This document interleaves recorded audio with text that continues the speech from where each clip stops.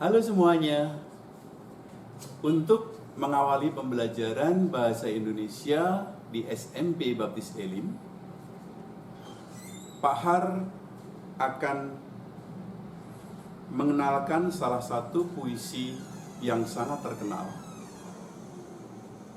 di kalangan masyarakat Indonesia secara keseluruhan, yaitu puisi yang dikarang oleh Chairil Anwar. Chairil Anwar adalah sosok pengarang yang sangat terkenal yang diberikan julukan binatang jalang. Nah, pada kesempatan ini Pak Har akan memberikan satu contoh untuk membaca puisi beliau yang berjudul Aku. Aku, buah karya Chairil Anwar. Kalau sampai waktuku, ku mau tak seorang kan merayu, tidak juga kau. Tak perlu seduh sedang itu. Aku ini binatang jalang dari kumpulan yang terbuang.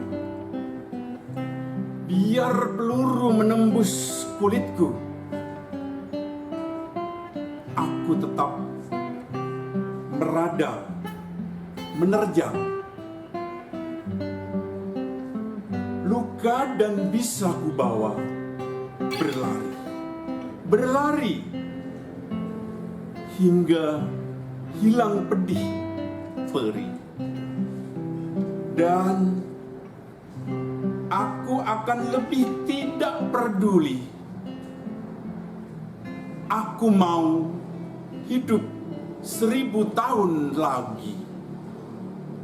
Demikian puisi yang berjudul Aku yang dikarang oleh Chairil Anwar, yang beliau dikenal juga sebagai Angkatan 45 bersama-sama dengan Asrul Sani dan Rifai Apin. Halo, selamat datang di Sekolah Baptis Elim. Anak-anak sekalian, perkenalkan, nama saya Yipta Kristianto. Saya mengajar seni budaya, khususnya seni musik. Dan jikalau nanti kalian sudah mulai masuk, kita akan bersama-sama belajar musik, ya, supaya dunia menjadi lebih indah dengan musik. Ya. Dan hari ini saya akan bernyanyi lagu Tanah Airku. Dan jikalau semua kalian bisa, mari bersama-sama dengan saya menyanyi.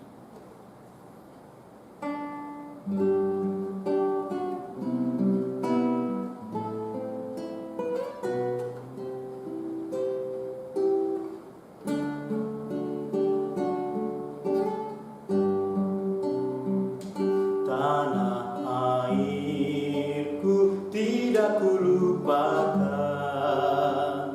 kan terkenang selama hidup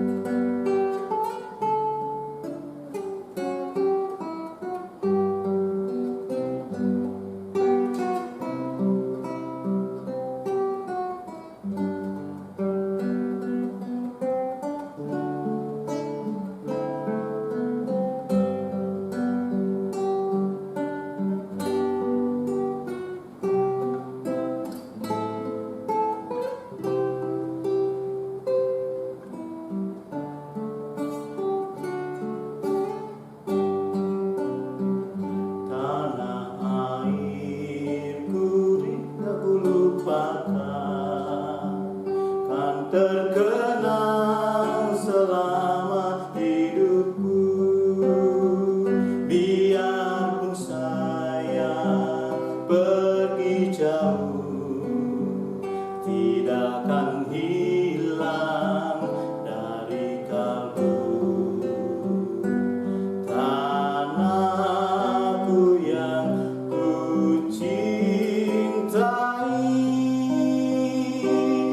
engkau ku hargai.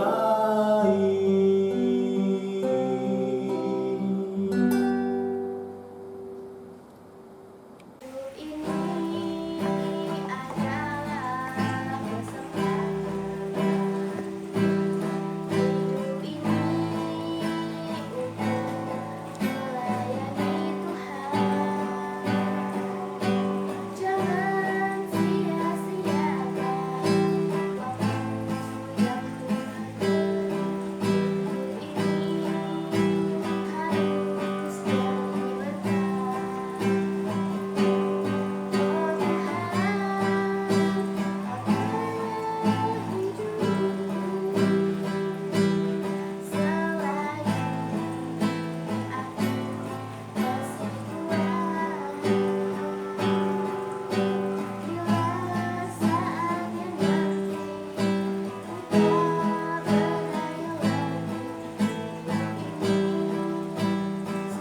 harus jadi berkah. Setelah manusia jatuh ke dalam dosa, Adam dan Hawa diusir oleh Tuhan dari Taman Eden. Tapi Tuhan selalu menyertai mereka. Dan akhirnya Hawa melahirkan 2 anak laki-laki, yang sulung bernama Kain dan yang bungsu bernama Habel.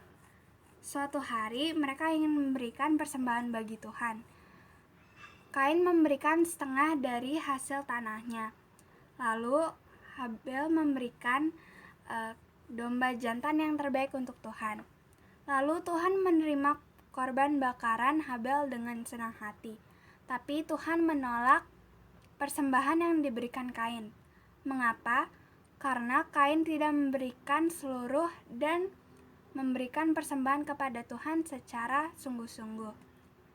Nah, dari itu sang kakak yaitu Kain merasa kenapa Tuhan tidak menerima persembahan saya dan mulai iri kepada adiknya. Lalu dia mengajak adiknya untuk pergi ke sebuah taman dan membunuhnya di sana. Lalu Tuhan menghukumnya dan ya, cerita itu akan berlanjut di kejadian yang selanjutnya. Yeay, Tuhan berkati.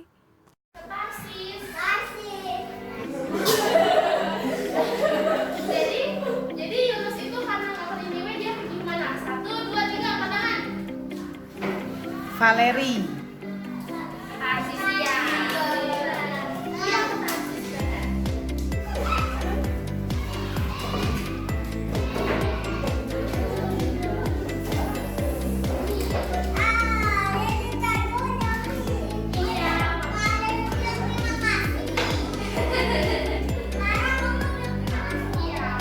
Iya.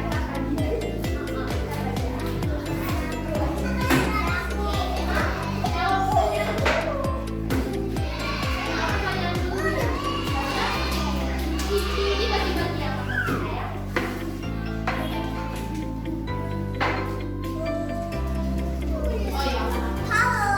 Tadi Yunus kan pergi ke Tarsis. Habis itu dia naik kapal. Terus kapalnya mau tenggelam kan? Terus Yunus kan dilemparkan ke laut. Yunus itu dimakan sama apa? Iya.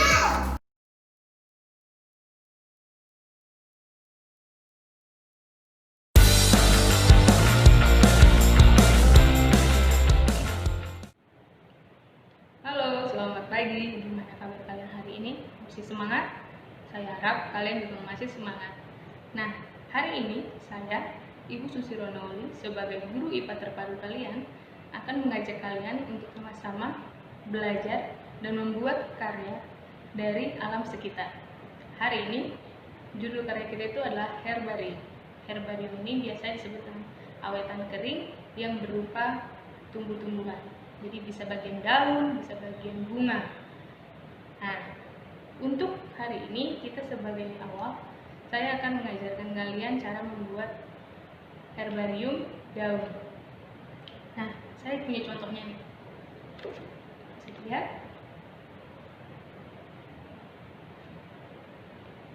Lalu ada juga yang lain.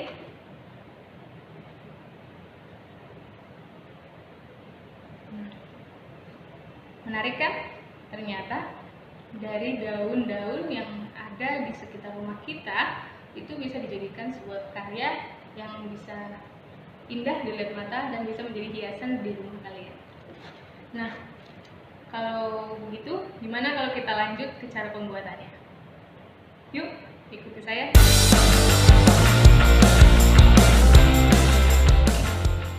Kita mulai bikin nih ya. Pertama, alat dan bahan yang diperlukan adalah tisu. Kalau tidak ada tisu, kalian bisa pakai kapas. Lalu, tumbuhan yang ingin dibuat herbarium, bisa bagian daunnya ya, atau bunga. Lalu kertas HVS, buku, alkohol 70%. Kalau kalian tidak punya di rumah 70%, yang 90% juga boleh. Kalian bebas. Lalu selotip bening. Kita mulai. Langkah pertama adalah kita basahi daun dengan menggunakan alkohol.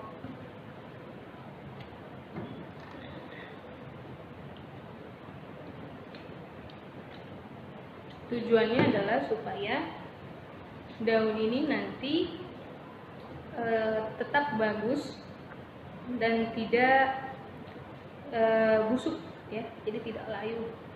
Jadi kita kasih ke semua bagiannya, kasih ya. Kalau ada tangkainya juga harus kena. Nah, kita itu kasih bolak-balik.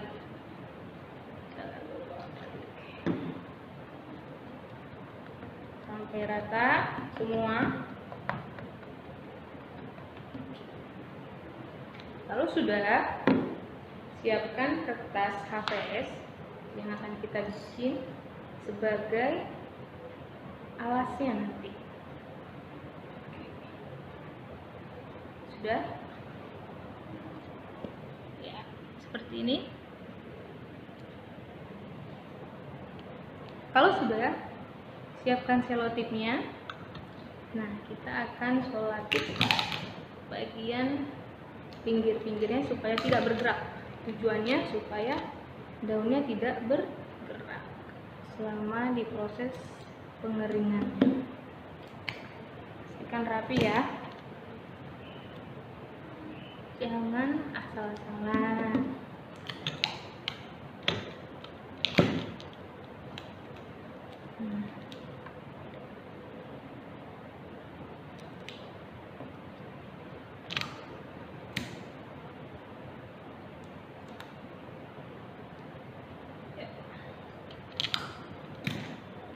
Semuanya pastikan.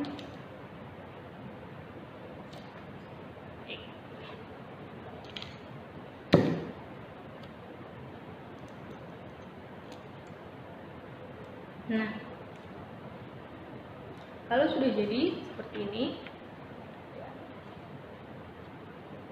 kalian siapkan buku yang tebal, lalu kalian harus timpa kertas ini ke buku yang tebal. Ya. Kalian bisa menggunakan buku apapun. Kalau saran saya, setelah seperti ini, kalian harus tetap timpa dengan buku lainnya. Itu boleh dengan buku apapun yang setidaknya tebal, memiliki ketebalan yang lebih tinggi dari buku yang lain. Sudah, kalian biarkan selama beberapa hari atau beberapa minggu, lalu nanti kalian lihat hasilnya. Lebih bagus kalau kalian meletakkan buku ini di tempat yang tidak terlalu lembab. Misalnya jangan di dalam lemari atau di bawah kasur, di bawah tempat tidur, itu jangan. Taruhlah di yang terkena udara. tapi jangan terlalu terkena sinar matahari. Karena kalau terkena langsung ke sinar matahari, misalnya kalian taruh di dekat jendela yang setiap pagi itu jendela kalian terkena sinar matahari, takutnya nanti tumbuhannya justru akan menghitam. Menghitamnya karena terbakar, bukan karena kering gitu. Jadi simpanlah di tempat yang mempunyai cahaya yang cukup tapi tidak terlalu kering gitu. Seperti ini. Nah, nanti hasilnya bisa seperti yang tadi yang sudah kita lihat. Kalau kalian ingin lebih menarik lagi, herbariumnya juga bisa ditambahkan dengan foto-foto kalian. Nih, seperti ini misalnya. Lihat. Ini herbariumnya, ini foto-foto kalian. Nah, bisa jadi pajangan kan di kamar? Gimana? Bagus? Nah, sekian praktikum sederhana kita mengenai herbarium. Saya harap kalian semua bisa mencoba di rumah masing-masing dan saya akan menunggu hasil karya kalian. Semangat terus, semangat belajar sekalipun kalian belajar dari rumah. Jangan lupa, takut akan Tuhan adalah awal pengetahuan. Terima kasih, sampai jumpa lagi. Selamat siang. Seperti kalian ketahui bahwa saya adalah guru matematika yang akan mengajarkan kelas 7, 8, dan 9. Dan pada pertemuan ketiga ini dalam MOS, Ibu akan mengajak kalian untuk menghafalkan perkalian. Bu, kenapa harus perkalian sih, Bu? Ya, karena perkalian itu sangat penting dalam kita mengoperasionalkan matematika di kelas 7, 8, dan 9. Karena pada kelas 9 atau kelas 8 kita akan belajar tentang pangkat, akar, dan itu sangat membutuhkan perkalian. Jadi dasar dari pangkat, akar, pembagian itu adalah perkalian. Dan dari mana sih Bu perkalian itu? Perkalian itu adalah penjumlahan yang berulang. Misalkan kita punya 2 bebek tambah 2 bebek tambah 2 bebek tambah 2 bebek. Itu ada berapa? Pasti kita masih mikir dulu, berapa sih 2 bebek tambah 2 bebek tambah 2 bebek tambah 2 bebek. Padahal kita langsung bisa menggunakan perkalian biar jangan panjang-panjang. Tinggal 2 dikali 4 sama dengan 8. Oh Bu, kita punya 8 bebek. Nah, seperti itu. Nah, untuk menghafalkan perkalian itu ada dengan 2 model. Yang pertama, bilangan yang kita kalikan itu berada di depan. Misalkan 4 dikali 1 sama dengan 4. 4 dikali 2 sama dengan 8. 4 dikali 3 sama dengan 12.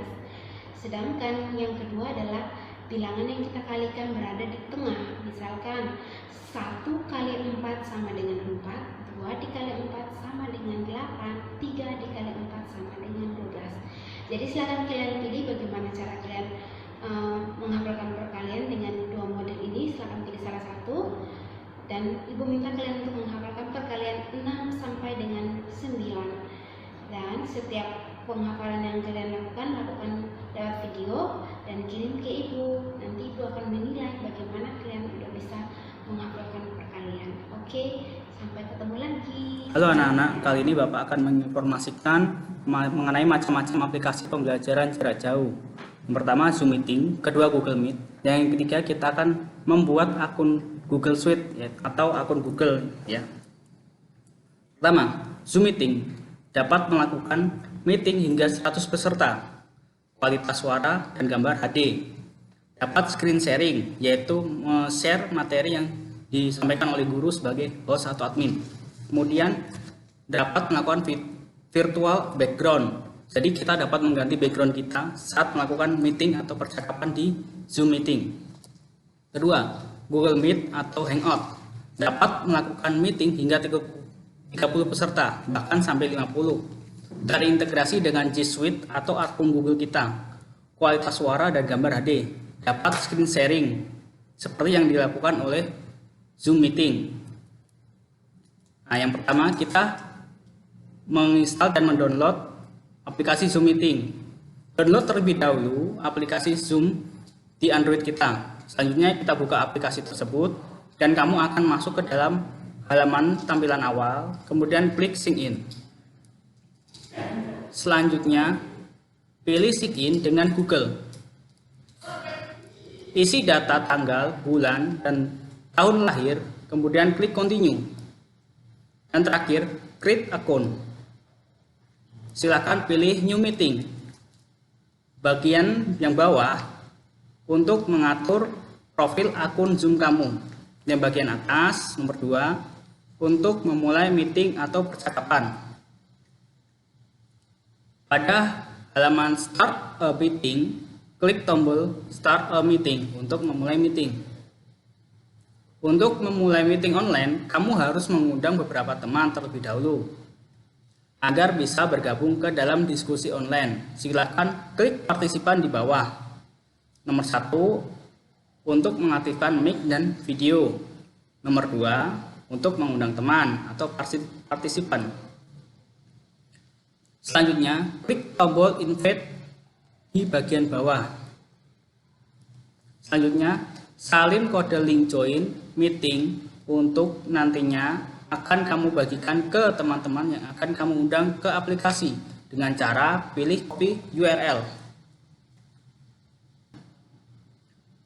Pastekan kode link tersebut ke orang ataupun grup yang ada di WhatsApp atau manapun yang kamu akan undang.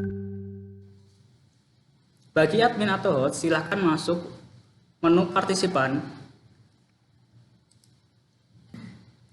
Di bagian atas, klik admin. Yang dengan ini artinya kamu mengizinkan user lain tadi bergabung ke dalam meeting. Sampai partisipan atau user tersebut masuk ke dalam list partisipan seperti di bawah ini. Memulai meeting. Akhirnya, tahapan memulai rapat online atau belajar online pun sudah bisa dimulai bersama. Untuk melihat tampilan video, silakan kembali ke halaman awal meeting lalu geser ke sebelah kanan ataupun kiri dan kamu akan melihat tampilan video dari para user di handphone kamu. Nah, sekarang mengenai Google Suite. Download dan install terlebih dahulu aplikasi Google Meet di Android kamu. Gabung di aplikasi Google Meet. Berikut ini tampilan awal sebelum kita bergabung dengan Google Meet. Nah, selanjutnya klik continue untuk bergabung dengan Google Meet. Di sini kita diminta untuk memilih akun kita. Silahkan pilih akun yang akan terhubung dengan Google Meet. Google akan meminta izin untuk mengakses kamera dan audio di handphone. Kemudian klik izinkan. Sekarang ini tampilan awal sebelum memulai meeting. Selanjutnya klik meet code atau meeting code untuk join atau bergabung dengan meeting admin atau host lain. Sedangkan new meeting untuk membuat meeting baru dengan menjadikan diri kita sebagai admin atau host. Setelah kita klik meeting code, maka akan muncul tampilan berikut. Silakan masukkan kode meeting yang dibagikan oleh admin atau host dan kita klik join meeting. Sebelum memulai meeting, berikut ini tampilan setelah kita memasukkan kode meeting, yaitu silakan klik as to join. Nah, berikut ini tampilan meeting di Google Meet. Nah, di sini kita bisa langsung bercakap-cakap dengan partisipan atau peserta meeting lain. Sekarang kita akan membuat akun Google Suite atau akun Google kita. Silahkan saksikan video berikut ini. Halo anak-anak, bertemu kembali bersama Bapak. Kali ini Bapak akan memberitahukan cara untuk membuat akun Gmail atau Google Mail. Pertama-tama kita buka dulu aplikasi Gmail ini. Kemudian kita pilih 3 baris yang ada di kiri atas, kemudian kita pilih akun. Jika belum ada, kita tambahkan akun. Kemudian kita pilih Google. Nah, layar hitam ini adalah sandi dari untuk Bapak, jadi ini dirahasiakan.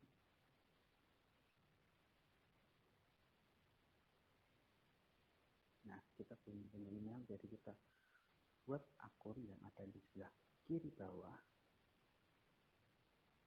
Kemudian kita pilih untuk diri sendiri.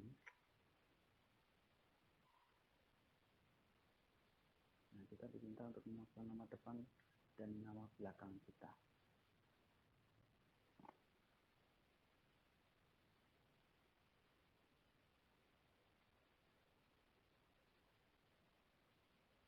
Jika sudah, klik berikutnya. Kemudian kita diminta untuk memasukkan tanggal lahir kita. Ini tanggal lahir Bapak ini asal ya, jadi Bapak tidak berulang tahun pada tanggal itu. Kita pilih Islam, kemudian kita sudah klik berikutnya.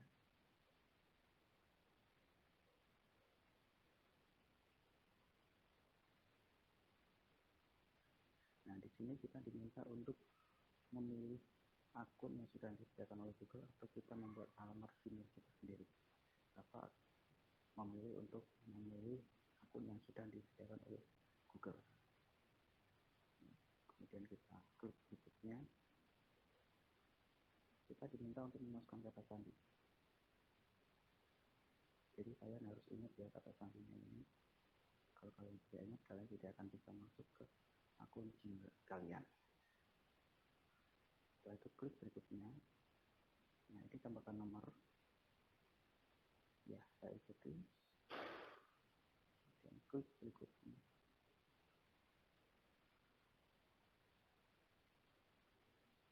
Ini persyaratannya. Ya, saya setuju.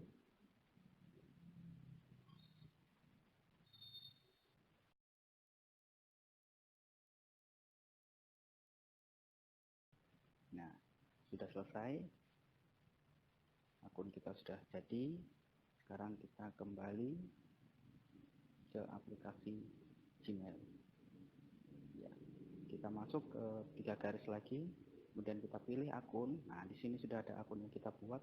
Kita pilih. Sekarang kita akan membuat email. Ada di sebelah kanan bawah. Ya, kita tuliskan alamat email. Besok kalian akan mengirimkan tugas email ke alamat ini. Oke. Kemudian kita tuliskan subjek.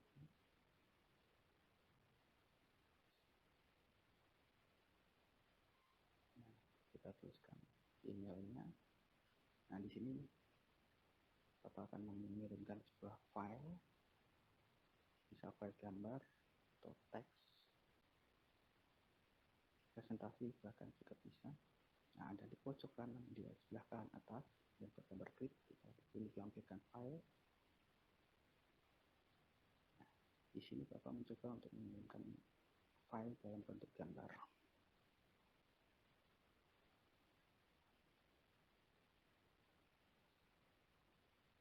Nah, jika sudah, kita klik kirim. Nah, di bawah ada tulisan mengirim. Nanti kita tunggu sampai berubah menjadi terkirim. Jika sudah berubah menjadi terkirim, kita cek di bagian terkirim. Apakah ada emailnya yang terkirim? Ada. Apakah betul itu isinya? Betul. Nah, sekarang Bapak akan mencoba cek di email Bapak.